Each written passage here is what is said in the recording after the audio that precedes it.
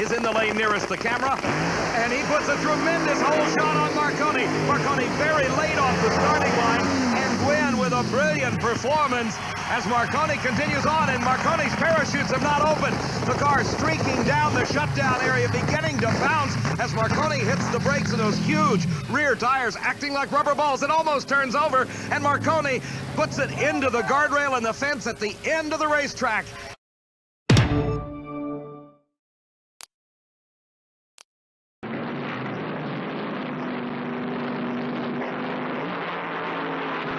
Nichols off first. Oh my God!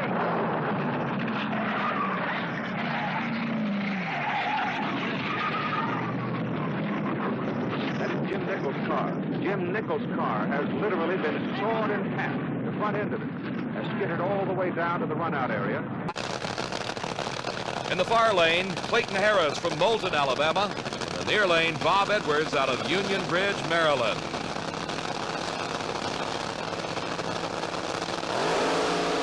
And it's a red light start for Clayton Harris. That means he leaves the starting line too soon. And not only that, he has a lot of trouble down the finish line.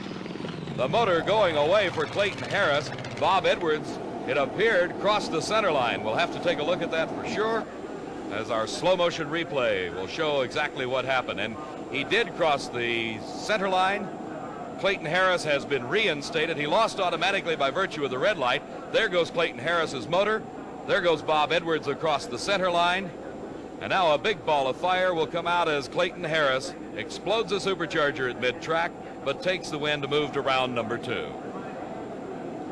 The NHRA Safety Safari on the scene, checking out, making sure everything okay. Clayton Harris looking over his car. He was uninjured. But for safety, watch the car in the near side lane. Dave Uehara, Santa Clara, California, smacks the wall. One of the worst top fuel crashes I have ever seen.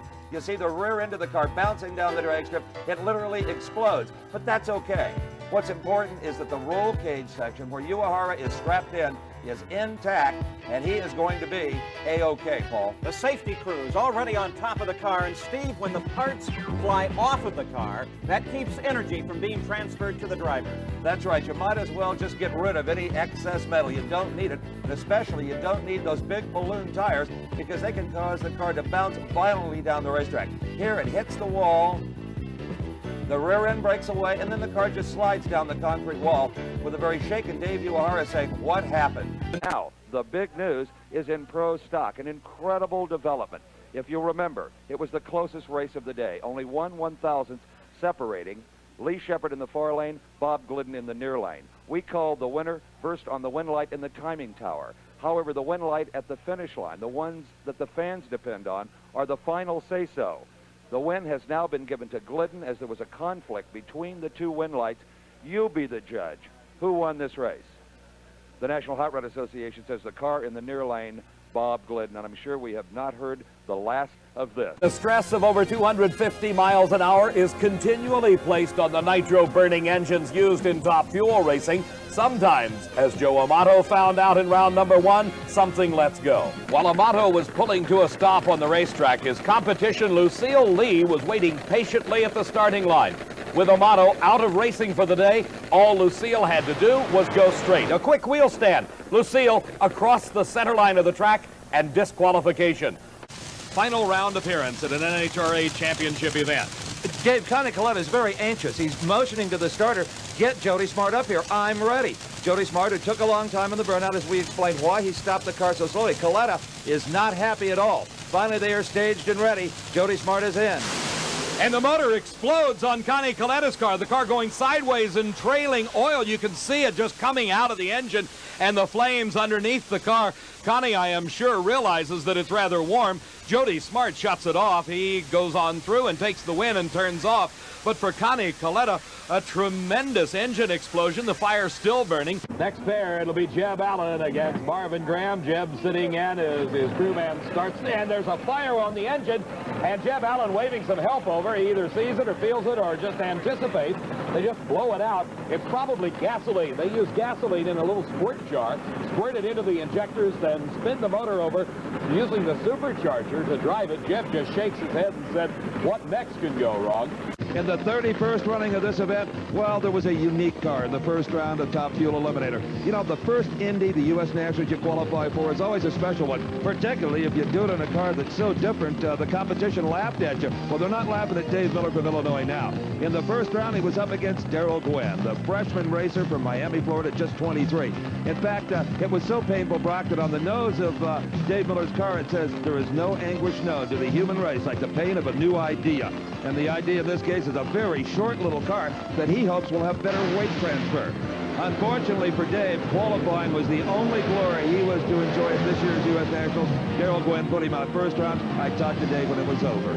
Because it's a short, straight shot, this form of racing does not produce the kind of danger that some other forms of auto racing do. But we are taking a look back now at an unusual crash which took place a week ago in early rounds in the alcohol funny car competition. The car which you saw totaled belonged to Lou Gasparelli. It collided after the start with the car belonging to Lee Zeinert. Well, it's hard to pin the blame here, Jim, because both cars are so out of shape, but it is Gasparelli's there on the right of your screen who seems to come more across the center line than the other car. And, of course, ironically, it's Gasparelli's that then becomes absolutely total in this collision with the guardrail. It's fascinating the way the rear wheel, the throttle must be partly jammed, because look at that rear wheel spinning and just throwing up clouds and clouds of smoke, tire smoke. Which created some suspense regarding Gasparelli's condition, but because of the sturdy roll cage with which these cars are equipped, he was unhurt.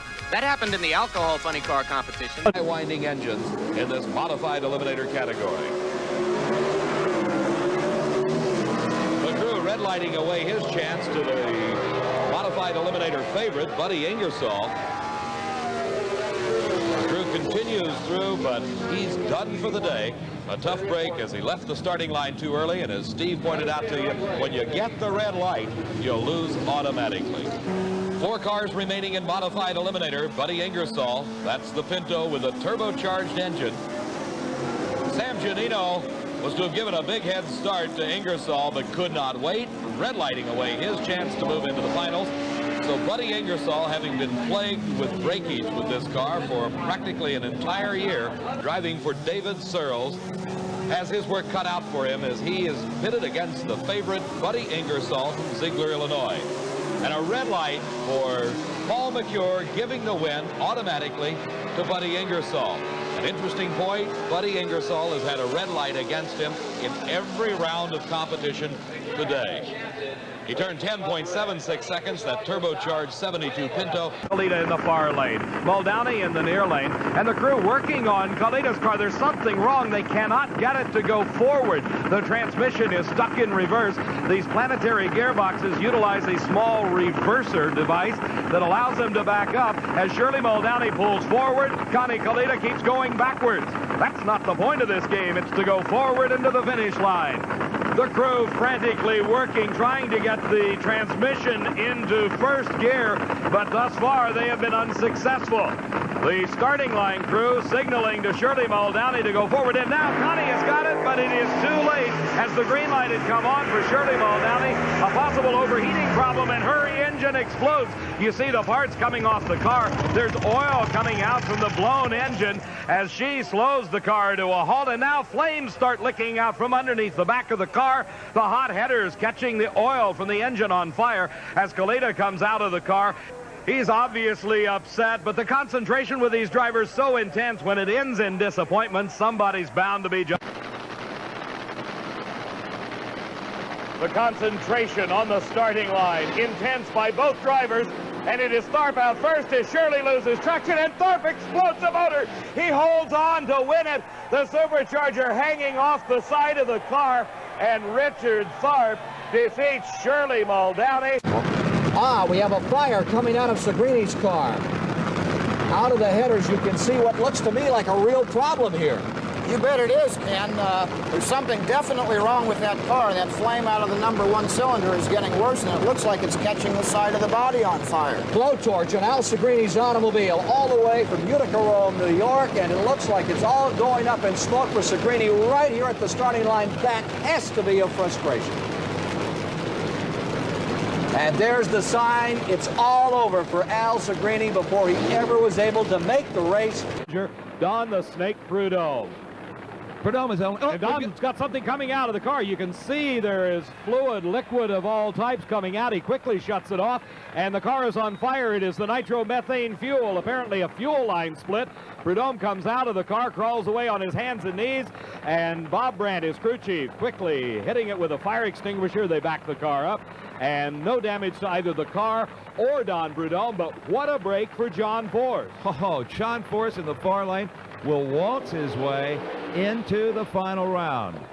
With his car running 247 miles an hour, so the parachute not open, and he slammed into the catch net, but right now it's trying to beat Marvin Graham. He did not do it. 5.92 seconds for Marvin, 247 miles an hour. Well, it was a good run and a fine speed for Marvin. Some problems here with severe vibration causing mechanical difficulties.